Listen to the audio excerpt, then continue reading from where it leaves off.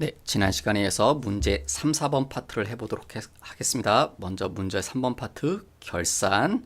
그럼 프로그램에서요. 우리 결산이니까 일반전표 화면 12월 31일이죠. 결산. 그 다음 또 다른 화면이 하나 더 필요하죠. 결산 자료 입력 1월에서 12월. 화면 두 개 여시고 자 1번 17년 10월 1일 하나은행으로부터 차입한 장기 차입금 1억이 있다. 만기일이 20년 9월 30일이다. 만기일이 그러니까 돈은 언제 빌렸습니까? 17년에. 그리고 돈을 언제 갚습니까? 이때. 그러니까 기간이 길죠. 그래서 뭐라고 했다고요? 장기 차입금이라고 했죠. 근데 지금 결산은 우리 이때 하는 거죠. 19년 12월 31일에. 그래서 지금에서 보면 돈 갚을 날이 얼마 안 되죠. 1년 이내니까 더 이상 장기 차입금이라고 할 수 없죠. 그래서 유동성 대체 분계를 하라는 것 같습니다.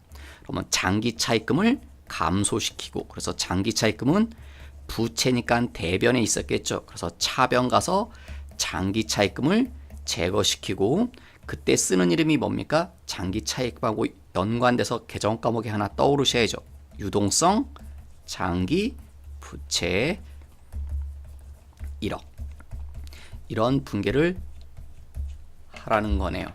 자, 그래서 이게 자동사항입니까? 수동사항입니까? 자동이 아니죠. 그래서 수동이기 때문에 일반 전표 화면 가셔서 차변에 가서 장기 차입금을 없애고 장기 차입금의 거래처 걸리셔야죠. 하나은행. 금액은요 1억. 그 다음 대변에 이걸 뭐로 바꾼다? 유동성 장기 부채로. 유동성 장기 부채도 역시 뭐가 걸려야 됩니까? 거래처 코드 번호가 걸리셔야 됩니다. 거래처 코드 번호 양쪽에 빼먹지 않도록 주의하시고, 두 번째, 부가세 신고서를 보고 부가세 관련한 회계 처리를 하시오. 부가세 정리하라는 문제 같네요. 부가세 신고서가 있으면 부가세를 정리해줘라. 자, 먼저 부가세 정리하려고 보시면 부가세 신고서요. 이쪽이 뭡니까? 과세 표준 및 매출세액이라고 써있죠. 그래서 요 1억 5천이 뭐가 됩니까? 과세 표준. 과세 표준의 합계가 되고, 이거 요 옆에 세액이 있죠. 1,000만 원. 이게 뭐가 됩니까? 매출 세액이죠. 계정 과목으로는 뭐라고 부릅니까? 이걸 부가세 예수금. 얘가 부가세 예수금이죠. 그 다음 여기는 매입에 대한 얘기네요. 그래서 매입 맨 밑에 보시면 여기 금액이 나오죠. 개 이렇게 써있네요. 9천만 원.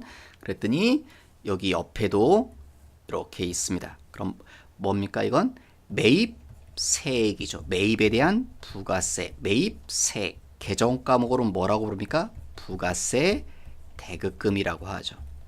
부가세 예수금은 코드 번호가 255번, 부가세 대급금은 코드 번호가 135번. 제가 코드 번호를 언급한 건 부가세 예수금은 부채 2로 시작했죠. 부채. 반면에 부가세 대급금은 135번이다. 자산입니다. 쉬운 말로 얘는 뭐다? 돌려받을 세금. 이건 내야 될 세금. 그래서 1,000만 원은 부가세 예수금. 부채니까 얘는 어디에 있습니까? 대변에 있을 겁니다. 반면에 부가세 대급금. 자산이니까 얘는 차변에 있을 겁니다. 원래 돌려받을 거, 낼 거. 그 두 개를 뭐 한다? 상계에서. 그러면 어떻게 사라지면 됩니까? 부가세 예수금은 대변에 있었다고 그랬죠. 그러니까 차변 가서 사라지죠. 얼마? 1,000만 원. 그리고 위에 부가세 대급금은 차변에 있던 거니까 대변 가서 부가세 대급금이 사라질 겁니다. 788만 4,615원. 이렇게 회계 처리가 되겠죠. 그리고 어떻게 됩니까? 나머지 세금을 내야 되죠. 그런데 여기 하나 뭐가 있네요. 요 자리. 그 밖에 공제 매입세액에 1,000만 원하고 옆에 38만 4,615원 요거 써 있죠. 이거에 대한 설명이 여기 동그라미 2번에 보충적인 설명이 써 있습니다. 이건 뭐라고요? 의제 매입세액이다. 의제 매입세액, 우리가 부가세 면세로 사와서 의제 매입세액이 이거죠. 여러분 의제 매입세액 배울 파트에서 떠올리셔야 됩니다. 사올 때 뭐로 사왔다? 면세로 사왔다. 근데 팔 때 뭐가 됩니까? 과세로 전환되죠. 예를 들어서 면세인 농수산물을 사와서 그걸 제조해서 과세로 팔면 이때 사올 때 면세니까 부가세가 없죠. 그래서 이런 회계 처리가 됐다는 겁니다. 네, 이렇게 원재료 1,000만원, 외상매금 1,000만원, 부가세 개정 과목이 안 나오죠. 그런데 이 중에 일부분, 요 중에 부가세가 없었는데 이 중에 일부분을 부가세를 만들어주죠. 그러니까 이쪽에 뭐가 생깁니까, 여러분? 부가세 대급금, 이 중에 빼내는 거죠. 얼마를 빼낸다고요? 네, 요 금액 38만 4,615원. 그래서 이 원재료에서 일부를 부가세 대급금으로 돌려주죠. 매입세액으로 인정을 해주니까. 그러면 대변 쪽엔 뭐가 되겠습니까? 이 1,000만 원 금액에서 빼서 이쪽으로 보내주니까 그만큼 원재료는 감소가 돼야겠죠. 38만 4,615원. 그래서 이 회계 처리가 들어갈 겁니다. 그래서 여기 부가세 대급금 38만 4,615원, 그리고 원재료 38만 4,615원. 자, 이러고 나면 대차가 안 맞죠. 지금 어느 쪽에 대차가 안 맞습니까? 아마 대변 쪽에 숫자가 모자랄 겁니다. 얼마가 모자릅니까? 차액이 211만 5,380원이 있어야겠죠. 이 돈을 뭐 한다는 겁니까? 결국 내야 됩니다. 개정 과목 뭐로 알겠습니까?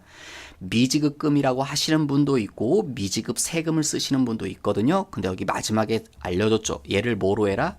미지급 세금으로 해라. 그래서 회계 처리는 이렇게 될 겁니다. 그런데 지금 차대변에 똑같은 개정 과목이 하나 있죠. 부가세 대급금, 부가세 대급금. 그러니까 똑같은 개정 과목이 양쪽에 있으니까 이렇게 쓰지 않고 서로 상계해서 이 숫자를 고쳐주면 되겠죠. 여기서 38만 4,615원을 빼면 되겠네요. 얘를 없애는 대신에. 그러니까 여기를 얼마로 고칩니까? 750으로 수정해주면 되겠습니다. 그래서 이걸 그대로 회계 처리로 옮기시면 전표 가서 차변에 뭐요? 부가세 예수금 1,000만 원, 그리고 대변에 부가세 대급금 750, 그리고 750이죠. 그리고 대변의 원 재료 얼마요? 38만 4,615원. 그 다음에 떠올리셔야 되는 거 있죠? 대변의 원재료라고 했으니까 여기 빼먹으시면 안 되겠죠. 적요번호 몇 번이요? 8번. 예, 타개정 대체. 그리고 대변의 미지급 세금. 그러면 대차가 다 맞겠죠. 결국 211만 5,380원을 내면 된다는 겁니다. 그 다음 3번.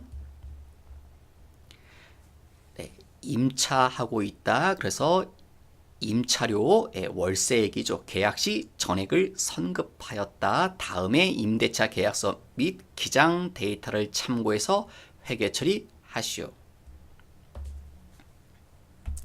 자, 계약 기간은요. 19년 4월 1일부터 21년 3월 31일. 그러니까 몇 년입니까, 여러분? 예, 2년 동안인 거죠. 그런데 그래서 보증금이 1,000만 원이고 임차료가 얼마다? 6천만 원인데 이게 월세 한 달에 6천만 원이 아니라 뭐라는 겁니까? 요 계약 기간 동안에 월세가 6천만 원이라는 겁니다. 전부 합쳐서. 이 월세 6천만 원을 전부 뭐 했다고 했습니까? 선급. 미리 다 줬다는 거죠. 미리 다 지급해내요. 언제? 이때. 그럼 회계 처리하겠죠. 이때. 자, 돈 줬다. 현금 6천. 뭐라고 했겠습니까? 차변 쪽에는 아마 후보가 2개 있을 겁니다. 임차료 줬기 때문에 여기를 뭐라고 할 수도 있습니까? 내가 임차료 6천 이렇게 할 수도 있고요. 또 어떤 사람은 여기를 선급 비용 먼저 준 거기 때문에 이렇게 계정 과목을 쓸 수 있습니다. 두 개 중에 이제 뭐 담당자 마음이거든요. 이건 회계 처리하시는 분, 그래서 임차료로 먼저 하시는 분도 있고 선급 비용으로 계상하시는 분도 있을 겁니다. 그래서 여기 나오죠, 여러분.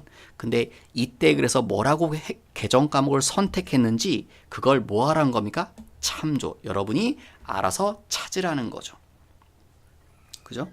그러면 얘를 찾아봐야겠죠. 일단 먼저 찾아보겠습니다. 자, 어디?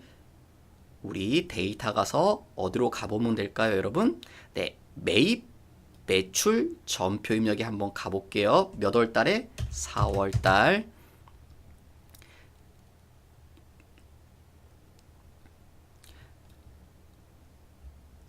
달에 매입 매출 전표에 없네요. 그러면 다시 네, 문제 보니까 계약 시 전액 성급했다고 그랬네요. 그러니까 계약 날짜를 보니까 3월 달이네요. 그러면 3월 달에 아마 줬나 봅니다. 그리고 제가 왜 매입 매출 전표로 왔냐면 세금 계산서가 발급됐다고 했기 때문에 매입 매출 전표에 입력을 했겠죠. 그래서 매입 매출 전표로 오셔서 3월 달을 확인해 보겠습니다. 그러니까 3월 1일 날 여기 6천만 원에 대한 세금 계산서가 있네요. 임대료 있죠? 그 다음에 여기 보니까 계정 과목이 뭡니까? 이 사람은 선급금이라고 썼네요. 계정 과목을 선급 비용이라고 안 하고. 그래서 다시 돌아오시면 네, 이 사람은 여기 계정 과목을 뭐라고 했다는 겁니까? 이런 걸 쓰지 않고 여기를 선급금이라고 했답니다. 선급금의 성격은 뭡니까? 자산. 그러니까 이때 줄 때 자산으로 처리했습니다. 그 다음 이 6천만 원을 이제 뭐 해야 됩니까? 기간에 걸쳐서 안분 계산하셔야죠. 비용 배분. 근데 6천만 원은 2년 동안에 6천만 원이죠. 한 달에 얼마로 나누시면 되겠습니까? 6천만 원 나누기 2년은 몇 개월입니까? 1년이 12개월이죠, 여러분? 그럼 2년은 24개월. 6천만 원 나누기 24 하면 네, 월세가 나올 겁니다. 한 달에 월 임대료는 임차료는 250만 원 꼴입니다. 자, 이건 나오셨을 거고, 근데 중요한 건 우리 결산을 알면 여기 결산은 언제 합니까? 지금 결산이 19년 12월 31일이죠. 그러니까 기간이 잘립니다. 이렇게 두 개로. 여기를 기점으로 우리 결산을. 그러면 요 기간은 요 앞에 전반기 기간은 몇 개월이 됩니까? 9개월이 되죠. 한 달에 250이니까 얼마가 되겠습니까? 2,200 잘 안 보이시죠? 2,250만 원이 해당될 겁니다. 6천만 원 중에. 그러면 나머지 금액은 언제 거라는 겁니까? 이때 거죠. 3,750만 원은 이후의 기간에 대한 임차료입니다. 그러면 얘는 뭐가 돼야 됩니까? 지금 결산 우린 여기 서 있죠? 그럼 얘는 시간이 지났으니까 뭐라고 하셔야 됩니까? 비용 처리돼야 되고, 얘는 뭡니까? 아직 시간이 지나지 않았으니까 우리가 안 줘도 되는데 돈만 미리 줬네요. 그러니까 이건 뭐가 됩니까? 자산이 되는 거죠. 미리 준 돈이니까. 그래서 얘는 뭐라고 하셔야 된다는 거예요? 임차료로 해야 되고, 얘는 뭐라고 해야 됩니까? 선급 비용. 근데 이분은 선급금으로 했대요. 뭐 이분이 그래서 선급 비용이라고 안 하고 선급금이라고 했다. 뭐 선급 비용이나 선급금이나 자산이래서요. 그래서 지금 근데 이분은 회계처리를 처음부터 선급금 얼마로 잡았습니까? 6천만 원. 선급금은 요 금액만 되셔야 됩니다. 3,750만 원만. 그러니까 선급금이 너무 많죠. 6천만 원이 아니라 3,750이니까. 그럼 선급금을 감소시켜줘야 됩니다. 그럼 선급금이 어디 와야 감소됩니까? 대변 와야 감소되겠죠. 이렇게. 얼마를 감소시키면 됩니까? 2,250만 원을 감소시키고, 차변은 뭐가 된다? 2,250만 원은 임차료라는 비용이 되셔야 되죠. 그래서 차변의 비용, 임차료 2,250만 원.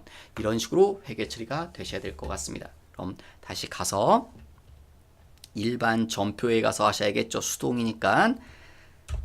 차변은 뭐라고요? 임차료. 자, 코드 번호 몇 번이요? 819번. 그런데 해답 보니까 아마 519번으로 하신 분들이 이의제기를 한 것 같아요. 왜냐면 이게 뭐 이 임차료가 제조랑 관련된 건지 명확히 구분이 없어서. 근데 대부분 물류는 판관비 쪽에 아마 문제 출제하신 분은 당연히 그런 전자에서 내신 것 같습니다. 판관비로 하라고. 근데 아마 지금 경우는 500번대 임차료도 맞다고 해줬습니다. 지금 시험 문제는 근데 819번이 더 타당할 거로는 보입니다. 물론 명확하게 말이 없어서 그렇게 이런 문제가 생기긴 했지만, 자, 얼마요? 2250만원. 그리고 대변은 뭐다? 선급금 2250. 그리고 주의하실 건 여기 거래처를 알려줬기 때문에 집어 넣으셔야 됩니다. 선급금의 거래처 누구요? 새롬 창고. 아마 거래처 안 거셨으면 감점 당하실 겁니다, 여러분. 그 다음 4번 재고에 대한 얘기가 나왔습니다. 자동입니까? 수동입니까? 자동. 그러면 결산 자료 가서 자, 집어넣죠. 여기 기말 상품 재고 얼마랍니까? 2,500. 그 다음 기말 원재료 재고액 5,500. 죄송합니다. 원재료가 5,500에는 얼마요? 4,000. 그래서 기말 원재료 재고는 4,000.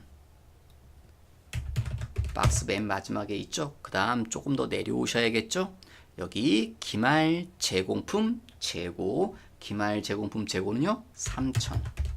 그 다음 마지막 기말 제품 재고, 얘는 5,500.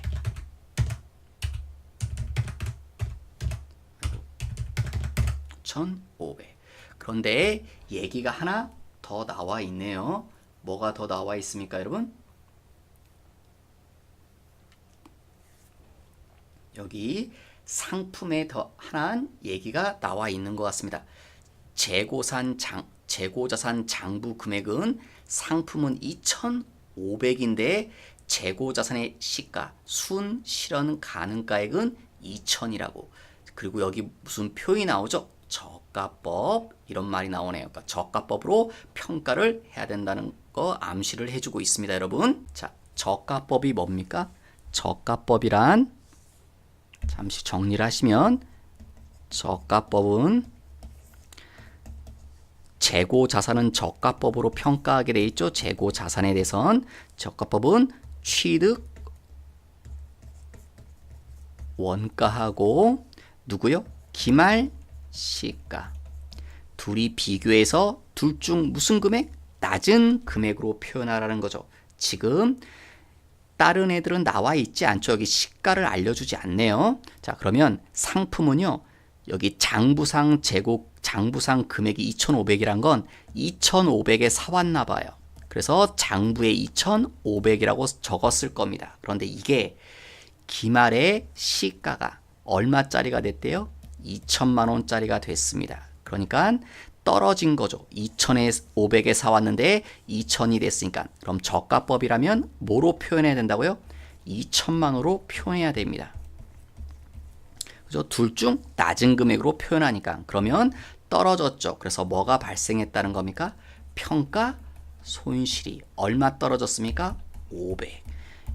재고 자산에 대해서 상품이라는 재고 자산에 대해서 평가 손실 500만 원이 나와 있는 걸 인식하라는 거네요. 그러면 평가 손실 500을 인식하는데 이건 처리하는 방법이 두 가지 있습니다.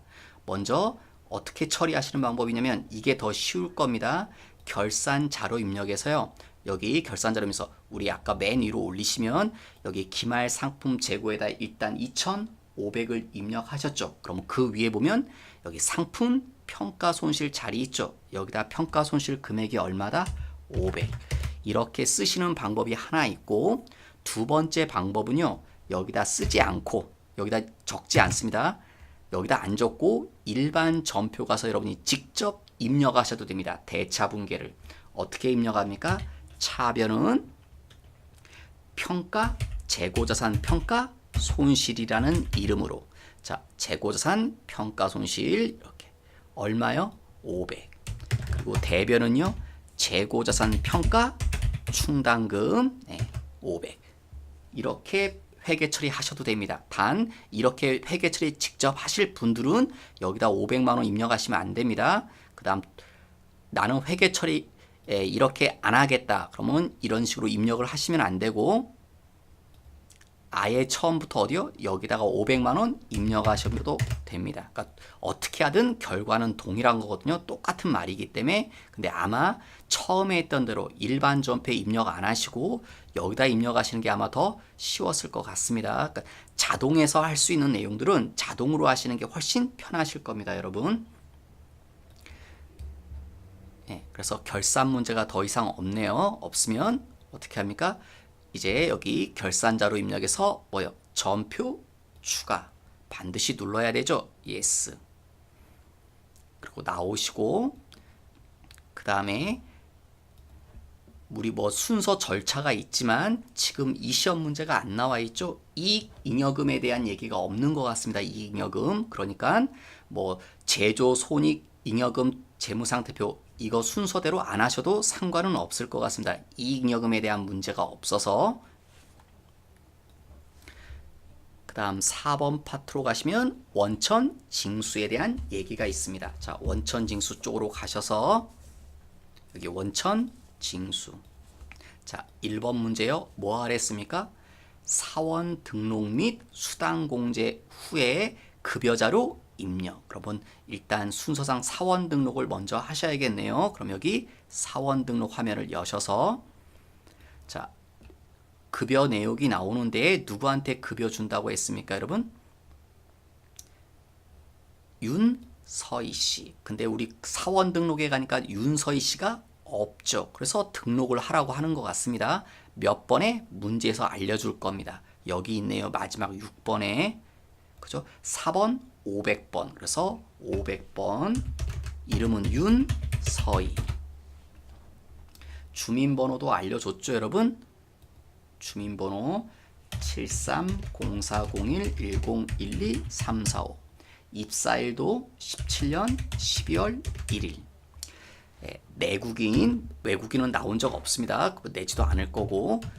자, 나머지는 다 똑같고요. 여기 국외 근로 제공, 국외 근로 수당이 있으면 국외에서 근무한 대가로 받는 거 있으면. 근데 보니까 없죠, 여러분. 이 사람은 여기 급여 내역 봐도 국외에서 근로수당 받는다는 거 없네요. 그러니까 부가 낼 거고 받는 게 없어서 여기 생산직 여부 반드시 체크하셔야 됩니다. 생산직입니까? 아닙니까? 자, 이 사람 여기 3번에 보니까 이분은 어떤 분인 것 같습니까, 여러분? 연구원입니다. 그죠? 그래서 연구원은 생산직이 아니죠. 그러니까 여기 부로 하셔야겠죠. 생산직이 아니기 때문에. 그 다음 집 주소는 나와 있지 않고요. 나와 있는 것만 하니까 국민연금 소득월액, 건강보험료 소득월액, 고용보험료 보수월액 이런 거 나와 있지 않습니다. 그럼 할 수 없죠. 퇴사했다는 말 없으니까 없죠. 그러면 됐네요. 여기까지. 그 다음에 아마 놓치신 게 있을지도 모르겠습니다. 이거 빼먹으셔서. 이분 뭐라고 했습니까, 여러분? 장애인이래요. 장애인 복지법에 따른 장애인이다 이 말이 있네요. 그러면 어디?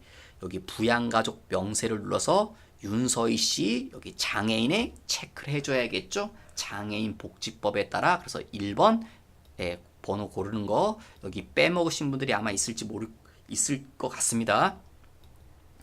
그 다음 시험에 잘 안 나오는데 특이한 게 하나 있죠. 중소기업 취업자 감면이라고. 이런 제도 있는 거 아마 여러분 들어보셨을 것 같습니다. 뉴스에도 가끔 나오기 때문에.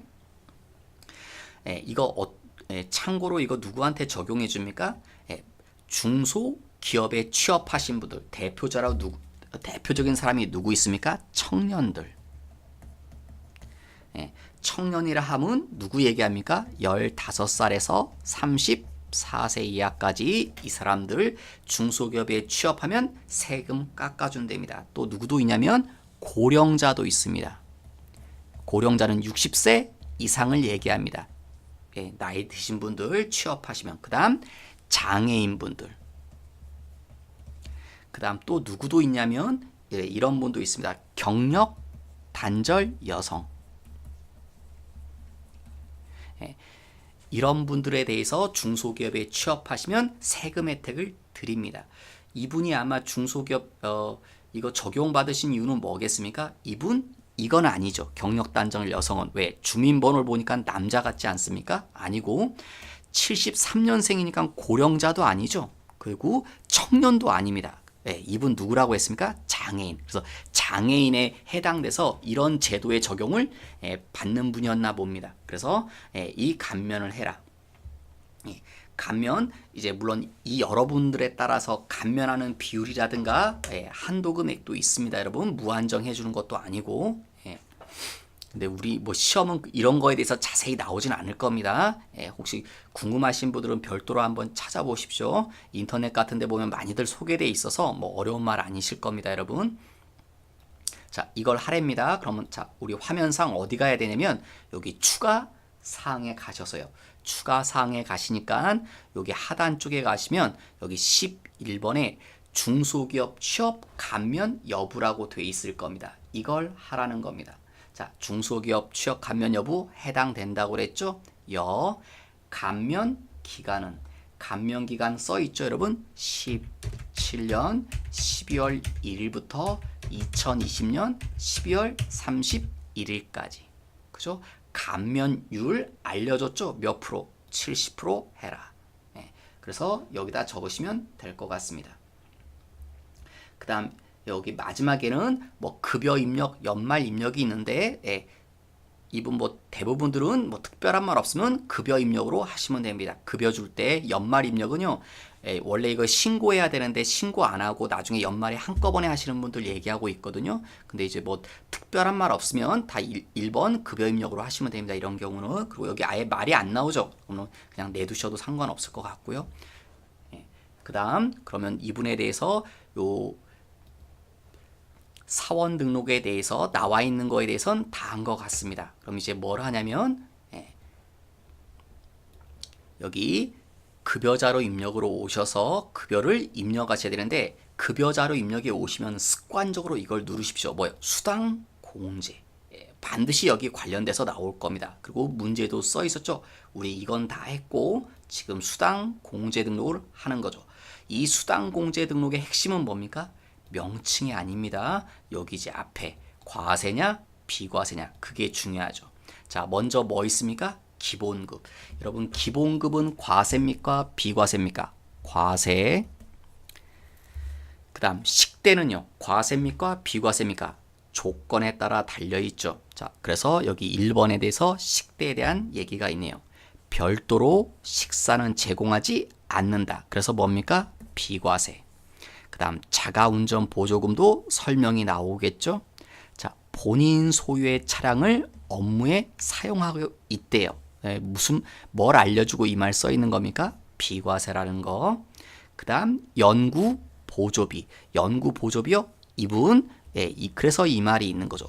여러분 연구수당이라고 하고 명칭은 상관없습니다. 명칭은 실무적으로도 뭐 다양하게 부르거든요. 연구보조비나 연구수당이나 같은 말인데 이게 과세될 수도 있고 비과세될 수도 있는데요. 이런 사람에 한해서 비과세해 줍니다. 뭐요? 기업 부설 연구소나 아니면 연구 전담 부서가 있거든요. 여기서 근무하시는 전담 요원, 연구 전담 요원들만 비과세해 줍니다. 그러니까 이분은 지금 과세라는 겁니까? 비과세입니까? 여기서 근무하고 있죠. 연구소에서 전담 부서도 비과세입니다. 전담 연구원만. 그래서 이것도 비과세입니다. 지금 급여 목록은 4개죠. 항목이 기본급만 과세고 나머지는 다 비과세로 설정하시면 되겠네요. 그럼 다시 오셔서 자, 기본급 과세에 돼 있고 상여 이런 건 주지 않는데 뭐 여기 그런 말 있나요? 하지 말라고? 그런 말 없죠, 여러분? 제가 무슨 말이 없냐면 상여 있습니까? 없습니까? 없죠. 상여 안 주니까 나는 여기를 불허하겠다. 근데 시험 문제에서는 이걸 꼭 불허하라는 말이 없죠. 그래서 뭐 불허하셔도 되고 여러 하셔도 상관없습니다. 그러니까 신경 안 쓰셔도 상관없다는 거고요. 불허하라는 말이 없기 때문에 직책수당, 월차수당 지급 안 되고 식대에 있었죠. 뭐로 해야 된다고요? 비과세로. 그 다음 자가운전 보조금도 뭐다? 비과세. 그 다음 야간 수당은 주지 않는데 우리 하나 더 있었죠? 예. 연구 보조금이 있었죠? 이거 연구 보조비. 근데 없네요. 항목에. 그럼 만들어야 됩니다. 근데 만들 때 중요한 건 여기 설정하는 거다. 과세냐? 비과세냐? 뭐라고요? 비과세. 그 다음 뭐라고 쓰면 됩니까? 연구 보조비. 그 다음 엔터 쳐도 안 넘어갈 겁니다. 왜냐면 여기를 비과세로 하면요. 왜 비과세인지 설정하셔야 됩니다. 왜냐면 한도 금액 같은 거 계산하려고. 그래서 이거는 여러분이 입력하는 게 아니라 F2를 눌러서 여기서 찾아야 됩니다. 그래서 연구라고 제가 치니까 막 나오죠. 연구 보조비 누굽니까? 여기죠. 기업 연구소에서 한 달에 얼마까지? 20만 원까지만 비과세로 된다는 겁니다.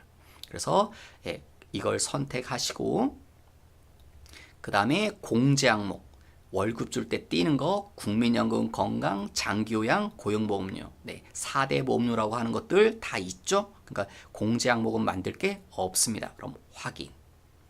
그 다음은 입력하는데 입력하는 것 자체는 어렵지 않을 것 같습니다. 3월 귀속분이래요. 그럼 여기 3월 달 거. 지급일자는요 4월 10일. 그럼 누구 겁니까? 윤서희 씨. 윤서희 씨 선택하고 이거 실수한 분들이요. 가끔 그냥 이 상태로 이렇게 입력하시는 분이 있습니다. 이 상태로 입력하시면 김성실 씨께 됩니다. 윤서희 씨를 선택하시고 입력하셔야죠. 기본급 얼마입니까? 250. 식대 15만 원. 자가운전 보조금 30. 연구 보조비 20만 원.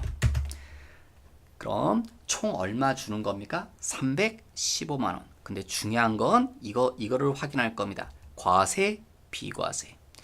비과세가 얼마입니까? 50만 원. 왜 비과세가 50이냐? 식대에서 얼마요? 10만 원만. 자가운전 보조금에서 20만 원. 연구 보조비는 최대 20만 원까지. 그래서 20만 원, 20만 원, 10만 원에서 50만 원이 비과세라는 거. 이게 중요한 겁니다, 여러분. 그다음 공제 항목.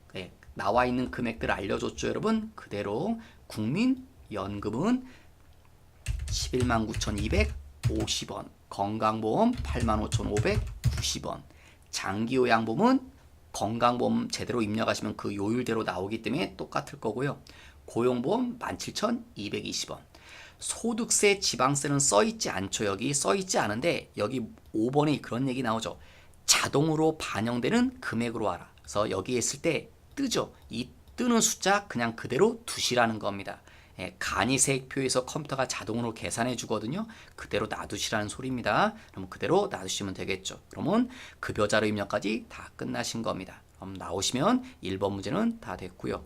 2번 연말정산 반드시 나오죠. 연말정산 어디 가서 입력하랍니까? 연말정산 추가자료 입력. 그래서 연말정산 추가자료 입력하셔서 자 먼저 직원을 불러 오셔야겠죠. 4번 누구에 대해서 연말정산 하라고 써 있습니까, 여러분? 윤서희 씨가 아니라 김성실 씨. 그래서 김성실 씨를 불러 오시고 김성실 씨의 부양가족은 다음과 같다. 그러면 여기 어디요? 부양가족 탭이 있죠. 이걸 눌러서 자, 부양가족 입력해 보도록 하겠습니다. 먼저 김성실 본인부터 항상 검토하셔야 됩니다. 본인이 뭐 부녀자라든가 한부모라든가 경로우대 장애인 이런 거 해당되는지 보셔야 되죠. 자, 그런 말이 있습니까? 없습니까? 이분 여자입니까? 아니죠. 남자죠. 주민번호 아니까. 그러니까 절대로 부녀자에는 해당될 일 없고 배우자가 있죠. 지금 가족에. 그러니까 한부모에도 해당될 일 없고 나이 보니까 54세니까 경로자에도 해당 안 되고 장애인이란 말도 나와 있지 않죠. 그럼 해당 없네요. 근로자가 자녀나 출산 입양 일은 없으니까 요 본인에 대해선 4가지를 검토해 보시면 되고요. 이제 해당되는 사항이 없으니까 내려오셔서 배우자 몇 번입니까? 3번. 모르시면 F2를 눌러야죠. 여기서 F2를 누르면 뜨죠. 배우자는 3번이다. 배우자 이름 최아내. 주민번호 나와 있으니까 입력해 주시고 자, 51세 배우자. 중요한 건 여기 기본공제인데 뭘 확인해야 됩니까? 예, 소득, 그죠? 소득이 총급여 얼마다? 2천. 여러분 그러면 배우자는 나의 기본공제 대상자가 될 수 없죠. 그러니까 불허하셔야 됩니다. 여기가 중요한 거죠. 왜? 총급여가 얼마까지입니까? 500만 원 이하여야만 기본공제 대상자가 될 수 있죠. 500만 원이 넘었기 때문에 기본공제 대상자가 안 되니까 불허. 그 다음 내려오셔서 F2 부친 아버지는요 1번이죠. 소득자의 직계 존속 아버지 성함 김부친. 주민번호 나와 있으시고요. 자, 아버지는요 나이는 연세는 많이 드셨죠. 아버지는 소득이 없네요. 그러니까 뭐로요? 60세 이상으로. 그 다음 아버지는 당연히 컴퓨터가요 나이 가지고 경로자라고 체크를 해주고 있죠. 70세가 넘어서. 그 다음 아버지 옆에 뭐라고 써 있습니까? 중증 환자. 그래서 장애인에도 체크한다는 거. 장애인의 3번 중증 환자도 장애인에 해당되기 때문에요. 그 다음 마지막 자녀 4번이죠. 직계 비속 김자녀. 주민번호 입력하시고 자 소득 없으니까 부양가족이 될 수 있죠. 20세 이하. 그 다음 얘가요 여기 자녀에 해당되죠. 그 다음에 출산 입양 올해 출산이나 입양한 애가 아니죠. 그러니까 체크 안 되시겠죠. 여기는 그러면 기본공제 대상자는 다 입력했네요. 부양가족에 대해서는. 그러면 여기는 되셨고요. 자 이제 어느 탭으로 가요? 연말 정산 입력 탭으로 가셔서 자 먼저 연말정산 내역이 나오네요. 여기 3번 뭐요? 보험료가 나왔습니다. 그럼 보험료는 어떻게 따집니까? 보험료는 뭘 따져야 됩니까? 나이와 소득을 다 따져봐야 되죠. 첫 번째 보험은요. 이건 나죠. 내가 누구를 위해서 보험에 들었습니까? 아내를 위해서. 근데 아내가 소득이 있죠. 그러니까 소득 요건을 만족 못합니다. 이 요건을 만족 못하죠. 그러니까 이건 인정이 안 되죠. 100만 원은. 그 다음에 자녀는요.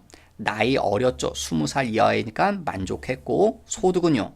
소득 없다고 그랬죠. 그럼 이 요건 만족했죠. 그러니까 이거는 되네요. 그래서 70만 원만 보험료 공제로 받을 수 있겠습니다. 그러면 연말정산 입력 가서 자 보험료 공제 어디 있습니까? 오른쪽 여기 보장성 보험료에 자 일반입니까? 장애인입니까? 자녀가 장애인 전용 보험이란 말이 안 나오죠. 여러분 장애인 전용 보험이란 말이 안 나오면 다 일반 보험료로 간주하셔야 됩니다. 일반으로. 그래서 여기다가 얼마요? 70만 원만. 100만 원은 안 되니까. 그 다음에 뭐 나옵니까? 네, 이제 의료비. 여러분 의료비가 조금 더 덜 헷갈릴 겁니다. 왜 의료비는 덜 헷갈립니까? 의료비는 나이도 안 따지고 소득도 안 따지죠. 그러니까 광범위하게 해주죠. 예. 그런데 여기 김성실 씨 본인이죠. 본인에 대한 의료비 500. 근데 이 안에 70만 원이 안경이래요. 안경 해줍니까? 안 해줍니까? 안경이나 콘택트 렌즈 해주죠. 시력 교정용은. 근데 한도가 있죠. 얼마까지만? 50만 원까지만 해주죠. 그러니까 이 얼마는 안 된다는 소리입니까? 한도를 넘었죠. 그러니까 20만 원은 빼내야 됩니다. 그러니까 500이 아니라 얼마로? 480만 원만. 본인에 대한 의료비 480. 그 다음에요. 최아내. 아내가 소득이 있었죠. 근데 되죠. 그러니까 300만 원 될 거고요. 그 다음 아버지 400만 원 되죠. 나이 소득 안 따지니까 자녀를 위한 거 되고. 다 왜 맨 위에 본인 것만 500이 아니라 480으로 해야 된다는 거 요거만 조심하시면 되겠네요. 그럼 자 의료비 입력해 보도록 하겠습니다. 여기 노란색 61번 더블 클릭하면 창이 뜨죠. 자 먼저 처음 거 나를 위한 거 얼마입니까? 480. 그 다음 아내 300만 원. 아내는 내가 아니죠. 아내가 65세 이상자도 아니고 장애인도 아니니까 여기 그 밖에. 그래서 여기 300. 그 다음 아버지는요. 아버지는 여러분 나이가 많이 드셨죠, 여러분? 아까 아버지 나이가 꽤 되셨죠, 여러분? 아버지가 경로자셨잖아요. 그러니까 아버지 의료비는요, 여기 65세 이상자 경로자 의료비 속에 집어 넣어도 되고요. 여기 어디요? 아버지가 장애인에도 해당됐다고, 장애인이라고도 했죠. 그러니까 장애인 의료비 속에 집어 넣어도 됩니다. 그러니까 400만 원은 이 속에 포함시켜도 되고 요 아래 칸에 집어 넣으셔도 됩니다. 근데 아마 정답 발표 보니까 여기다 이렇게 입력하셨네요. 근데 나는 여기 400만 원을 여기다 안 쓰고요. 요 위에다 해서 880이라고 해도 정답으로 인정해 줄 겁니다.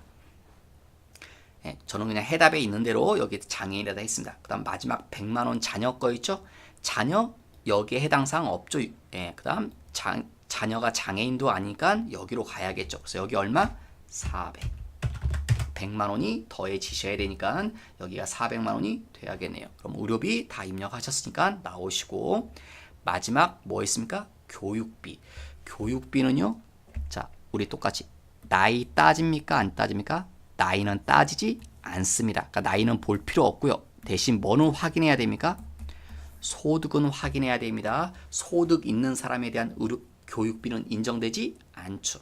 그런데 처음 거 누굽니까? 이거 나죠. 본인 근로자 거. 근로자 거는 되죠. 대학원이라 할지라도 근로자 거는 되니까 됩니다. 자녀 됩니까? 안 됩니까? 자녀가 초등학생이라는 거 알 수 있죠? 되죠. 그런데 옆에 뭐 나옵니까? 체험 학습비 됩니까? 안 됩니까? 됩니다. 그런데 뭐가 있다? 한도가 있죠. 자, 위에도 이거 한도 있었으니까 한도 있는 거 잠깐 정리를 해볼게요. 여러분 의료비 따질 때 한도 있는 게 누구 있습니까? 이렇게 안경, 콘택트 렌즈 얼마까지가 한도입니까? 1인당 50만 원까지가 한도죠. 그 다음 교육비 따질 때 체험 학습비, 뭐 수학여행비 그런 거 마찬가지입니다. 체험학습이나 수학여행비 그런 거 나온다. 그럼 얘 한도 있습니다. 얼마까지요? 30만 원이 한도입니다. 그러니까 지금 50만 원이죠. 그러니까 얼마는 잘라야 됩니까? 20만 원은 버려야 됩니다. 30만 원 넘는 부분 20만 원 버리니까 20만 원 여기서 빼내야 되죠. 안 되니까. 그래서 230만 원만 인정될 거라는 거 확인하시고 하나 더 있죠, 여러분. 교육비에서 뭐요? 교복비. 교복비 얼마까지요? 50만 원까지가 한도라는 거. 1인당. 자, 여기 뒤에 교복비 나오네요. 그래서 교복비 얼마입니까? 60. 그러면 한도를 넘었죠. 그러니까 얼마나 안 된다? 10만 원 안 된다. 근데 얘는 그게 아닙니다. 왜? 얘는 초등학교 교복비라고 그랬죠. 여러분 교복비는 이것만 됩니다. 중고등학생만. 초등학교 교육비는요. 한도가 아니라 아예 인정이 안 됩니다. 왜 초등학교 교육비는 인정이 안 되냐면 여러분 다 초등학교 다니셨을 테니까 아마 여러분도 교복을 입으셨을 텐데 교복은 주로 중고등학교 때 입으셨을 겁니다. 초등학교 때는 입지 않고. 여러분 초등학교 때 근데 교복을 입는 사람도 있습니다. 주로 누구냐면 사립 초등학교인데요. 여러분 이 사립 초등학교는 교육비가 되게 비쌉니다. 그래서 아마 사립 초등학교 다녔다 그러면 집이 좀 부유하셨을 겁니다. 보통 사람들은 사립초등학교 못 다니거든요. 너무 비싸가지고. 그래서 초등학교 교복비는 안 해주는 이유가 이건 이렇게 초등학교 교복비를 인정해주면 이건 좀 부유한 사람들한테만 혜택이 돌아가거든요. 우리 같은 이제 평민들한테는 혜택이 안 온다는 거죠. 그래서 초등학교 교복비는 인정을 아예 안 해줍니다. 교복비는 중고생에서만 인정이 된다는 거. 50만 원까지만. 그래서 60만 원 아예 안 되니까 60도 빼내야 됩니다. 그래서 여기서 60만 원 마저 빼내면 얼마가 됩니까? 170만 원만 자녀에 대한 교육비로 인정받을 겁니다. 그럼 이제 교육비 다 확인하셨죠? 돌아오셔서 자, 화면에 어디 있습니까, 여러분?